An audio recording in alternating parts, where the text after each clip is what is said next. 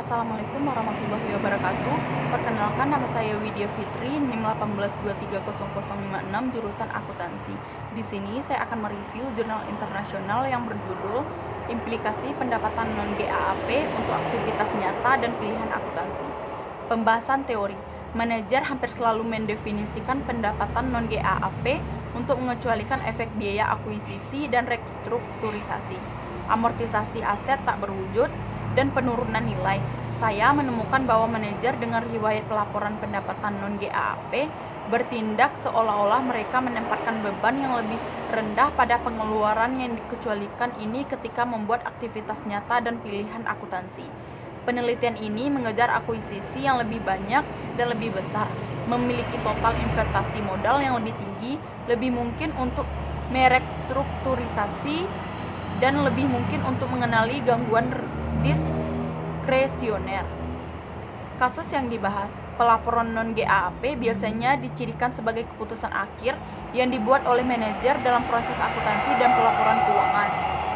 Terutama hitam memperkenalkan gagasan bahwa alat manajemen persepsi ada dalam hierarki kronologis, di mana keputusan aktivitas nyata dibuat selama periode fiskal, pilihan akuntansi umumnya dibuat setelah periode fiskal berakhir, dan selama proses penutupan dan pilihan pelaporan non-GAAP dibuat adil. Sebelum pengumuman laba, saya menemukan bahwa pelaporan pendapatan non-GAAP sangat persisten, yaitu 96% perusahaan yang melaporkan pendapatan non-GAAP dalam 2 tahun berturut-turut melakukannya lagi di tahun berikutnya, dan bahwa manajer hampir selalu mendefinisikan pendapatan non-GAAP untuk dikecualikan. Objek penelitian. Penelitian ini menggunakan sampel 1 untuk menguji apakah perusahaan yang tidak melaporkan GAAP berinvestasi dan merestrukturisasi lebih banyak.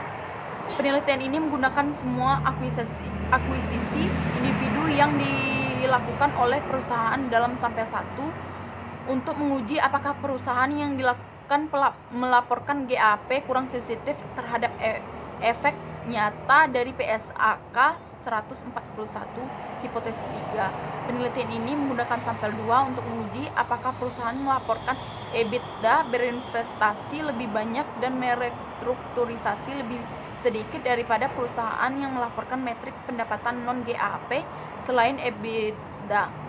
Penelitian ini menggunakan sampel 3 untuk menguji apakah perusahaan yang tidak melaporkan GAAP lebih mungkin untuk mengenali penurunan nilai. Akhirnya, penelitian ini menggunakan sampel 4 dalam analisis tambahan tentang kegigihan item khusus di perusahaan pelaporan non-GAAP. Teknik analisis.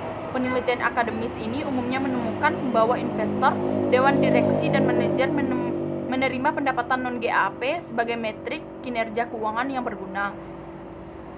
Bradshaw dan Sloan memeriksa penggunaan pendapatan non-GAAP oleh investor dan mengamati bahwa hubungan antara kejutan pendapatan jalanan analisis dan pengembalian saham triwulanan meningkat selama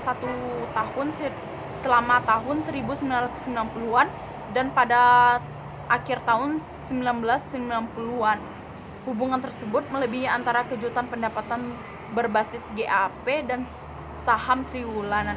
Kembali 10 selain itu, Bradshaw menemukan bahwa mengembalikan pengumuman pendapatan slow window lebih terkait dengan kejutan pendapatan jalanan daripada kejutan pendapatan GAAP.